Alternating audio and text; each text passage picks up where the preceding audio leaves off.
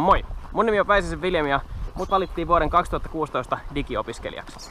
Mä opiskelen Aalto-yliopiston kauppakorkeakoulussa, mutta tän kesän mä kuitenkin vietän täällä Väli-Amerikassa reissun päällä.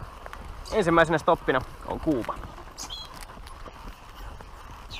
Mä vietin kokonaisuudessaan viikonpäivät täällä Kuubassa ja tarkoituksena oli samalla vähän pohtia sitä, että miten digitalisaatio näkyy tässä maassa.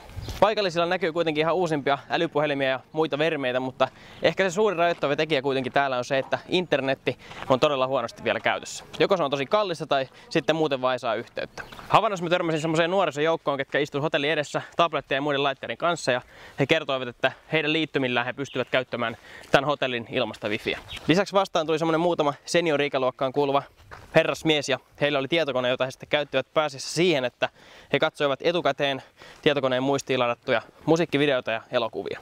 Pääsin myös vierailemaan kuubalaisessa koulussa tuolla Havannassa ja sain kuulla vähän siitä, että miten teknologiaa hyödynnetään opetuskäytössä. Opettaja kertoi, että 280 oppilaan laitoksissa 8 tietokoneesta vain 2 toimi. Summa summarum, näin niin kuin Suomeen verrattuna Kuuba on huomattavasti jäljessä digitalisaation kanssa, mutta valitettavasti myös vähän niin kuin Suomeen peilaten, niin myös semmoista tietynlaista muutosvastarintaa on havaittavissa.